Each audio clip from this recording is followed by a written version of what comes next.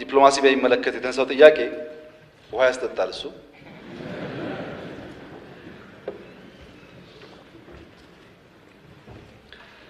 የአፍሪካ ቀንድ እንዳይቀደድ የተሰፋ እንዳይጣመር የተቀፈደደ አካባቢ ተብሎ ሊወሰድ ይችላል። ጂኦፖለቲክሱ እንዳንለያይ እዚህም እዛም አንድ አይነት ዘር፣ አንድ አይነት ቋንቋ፣ አንድ አይነት ባህል አለ። በሁሉም በጣም የተሳሰረ ነው። እንዳንጣመርና አብረን ደግሞ እንዳንሰራ ብዙዎቻችን ከብሔራዊ ጥቅማችን ይልቅ ሌላ ቦታ ነው ያለነው። የሌላ ጉዳይ አስፈጻሚ ነን። ከፍተኛ ኢንተርቬንሽን፣ ከፍተኛ ፉክክር ያለበት ከባቢ ስለሆነ እንደኛ በባህል፣ በቋንቋ፣ በእምነት፣ በብዙ ሀብቶች የተሳሰረ ከባቢ የለም። ለምሳሌ ሰሞኑን አይታችሁ ከሆነ የጅቡቲው ፕሬዝዳንት አባታችን እስማኤል እና ሐሰን ሼክ ሶማሌ ክልል መጥተው ነበር። ከህዝቡ ጋር ይዘፍናሉ፣ ከህዝቡ ጋር ይነጋገራሉ። ዘሴም ባህል፣ ዘሴም ቋንቋ፣ መግባባት ነበራቸው። ወደ ትግራይም ቢኬድ፣ ወደ ሱዳንም ቢኬድ፣ ደቡብ ሱዳንም ቢኬድ፣ ኬንያም ቢኬድ ይሄ ነገር አለ። ህዝብ በጣም የተወራረሰ ከባቢ ነው። የተፈጥሮ ሀብትም እንደዚሁ ነው። ይሄ ተጠቅሞ መልማት ይቻል ነበር። ነገር ግን የሁለቱ ውሃዎች ጉዳይ እኛንም እያተረማመሰ በእኛ ጉዳይ የሚገቡ ኃይሎችም እያሰፋ በመሄዱ አንዱ ጎረቤት ለሌላው ጋሻ መሆን ሲገባው ጥይት አቀባባይ ሆኖ ቀረ።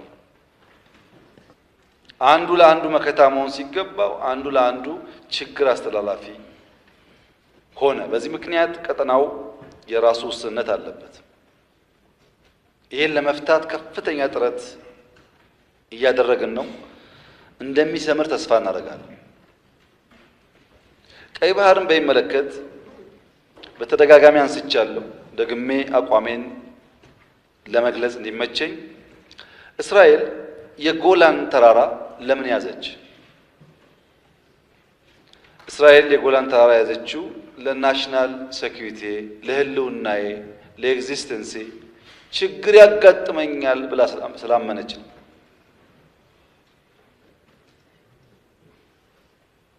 ኢትዮጵያ የባህር አክሰስ አያስፈልጋትም ብሎ የሚያምን አይገባትም ብሎ የሚያምን ሰው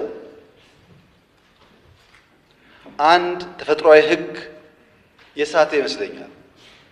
ሰው ይወለዳል፣ ሰው ያድጋል፣ ሰው ያረጃል፣ ሰው ይሞታል። ይሄ ተፈጥሮ ነው። ቀይ ባህርና ኢትዮጵያም እንደዚሁ ናቸው። በሆነ ጊዜ ማርጀት፣ በሆነ ጊዜ መድከም ቢኖርም ቀይ ባህርና ኢትዮጵያ ለዘላለሙ ተነጣጥለው መኖር አይችሉም።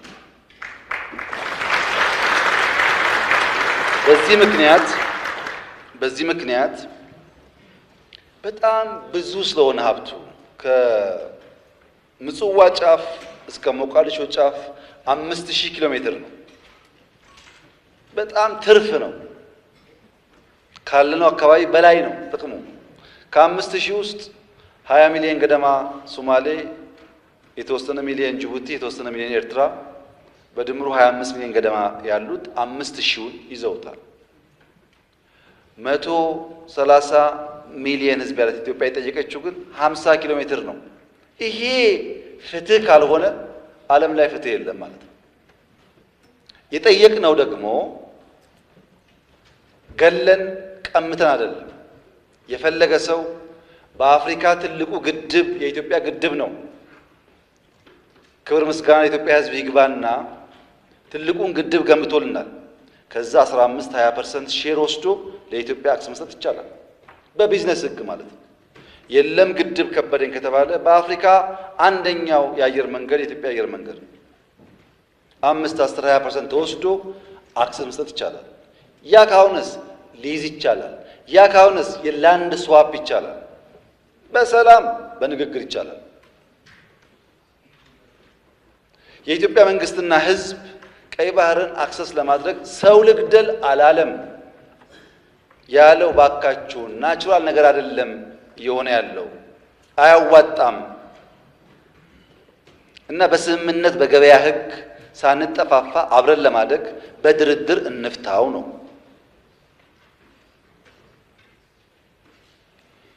ይህን ጉዳይ መቀበል የጊዜ ጉዳይ ካልሆነ በቀር የግድ ይመስለኛል። እኛም ብንፈልግ አንችልም፣ ሰርቫይቭ ማድረግ አንችልም። በዛኛው ወገን በሌላ ወገን ያሉትም ይቸገሩ ይመስለኛል።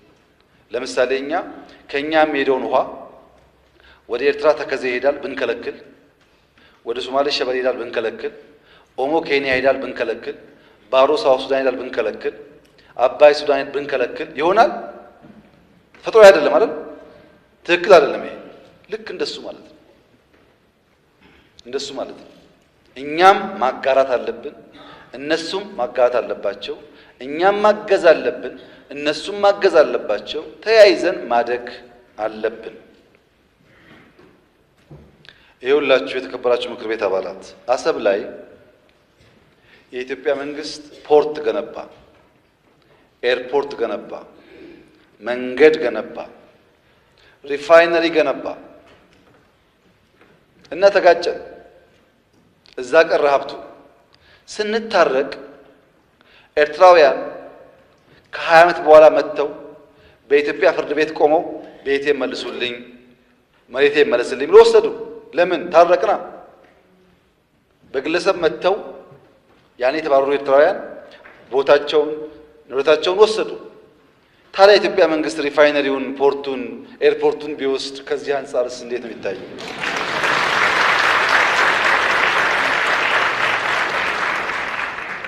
እኛ ስጡን ብቻ አላልንም። እኛም ጋር የቀረ ነገራችን ውሰዱ፣ ያጠፋነውን ይቅርታ አድርጉ። ግን በቀጣይነት ኢትዮጵያን ከተፈጥሮ ጸጋዋ ማስቀረት ያስቸግራል። አሁን ከበደ ሊያግዝ ይችላል፣ ተሰማ ሊያግዝ ይችላል፣ ጫላ ሊያግዝ ይችላል። ኢትዮጵያን ማንም አቁማት አያውቅም፣ ማንንም አያቁማትም። ይህም አይሆን ዝም ብሎ ባዶ ፍላጎት ነው፣ ሮንግ ኢንቨስትመንት ነው። በነገራችን ላይ ኢትዮጵያን መጉዳት የሚሹ ሀገራት ቢያንስ ኢትዮጵያን ጎድቶ ትርፋማ መሆን አሸናፊ መሆን አይቻልም። ይሄ ሀገር የአብዲሳ አጋ ሀገር ነው። አብዲሳ አጋ በሰው ምድር ታስሮ ሳለ የሀገሩ ወረራ ከሀገሩ አርበኞች ጋር መታገል ሲያቅተው እዛው ሀገራቸው ውስጥ ሆኖ ሰላም እንደነሳቸው ኢትዮጵያውያን ስንነካ ስንጠቃ በምድራችን ብቻ ሳይሆን በእኛ በሚባለው ምድር ችግር ፈጣሪዎች መሆናችን አይቀሬ ነው።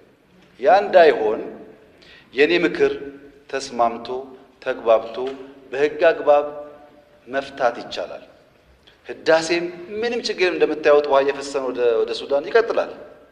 እኛ ወደ ሱዳን የሚሄደውን ውሃ የማቆም ፍላጎትም የለንም፣ አናረግም፣ አንፈልግም። ሱዳን ወንድሞቻችን ይገባቸዋል፣ የሚገባቸውን ሼር ይውሰዱ። ሌሎችም እንደዚሁ ለእኛ የሚገባንን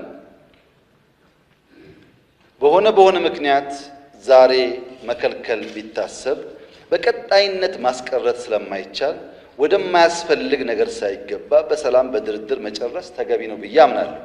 ዓለም እንዴት ያምናል? እስካሁን ከቀኝ ከግራ ከፊት ከታች ብዙዎቹን አናግሬያለሁ። በአንዳፍ ይገባቸዋል፣ ተገቢ ጥያቄ ነው። ነገር ግን በጦርነት መሆን የለበትም። እንወያይ፣ እንምከር፣ ጊዜ ስጡን ብለዋል ወዳጆቻችን። እኛም ጊዜ ውሰዱ፣ ተወያዩ። ለጊዜው የሞት የሽረት ጉዳይ አይደለም። ጥያቄው አግባብ ነው። እንታገሳለን። ለመወያየት ክፍት ነን፣ ለመስጠት ክፍት ነን ብለን ጠይቀናል። ባይሆንስ እንግዲህ ባይሆን ልጆቻችን መጠየቅ ነው መልሱን። ልክ ቅድም ሰው ተወልዶ አድጎ አርጅቶ ሞቶ እንዳልኳችሁ ነው። አይሆንም። ኢትዮጵያ ያሰበችውን ብልጽግና ማረጋገጥ አትችልም። 130 ሚሊዮን ህዝብ የሁሉ ጎረቤት ዕዳ ነው የሚሆነው ራሱ መለወጥ ካልቻለ። ሀብታም ከሆነስ መሸከም ይችላል። ለዛ በትብብር መስራት የሚያስፈልግ ይመስለኛል። በዲፕሎማሲ ረገድ በጣም መልካም ጅማሮች አሉ። በሎ ኢንፎርስመንት ቁመና ግንባታ በጣም መልካም ጅማሮች አሉ። በናሽናል ኢንትረስት መግባባት ላይ መልካም ቁመናዎች አሉ። እነዚህ ጉዳዮች በጊዜው ፍሬ ያፈራሉ የሚል እምነት አለኝ። ለዚያ በትዕግስት በጥበብ በማስተዋል ኪሳራ፣ ግድያ በቀነሰ ባላስከተለ መንገድ በሰላማዊ መንገድ ለመፍታት ይሞከራል። በባሌም ሆነ በቦሌ እንደተባለው ግን አይቀርም ማለት ነው።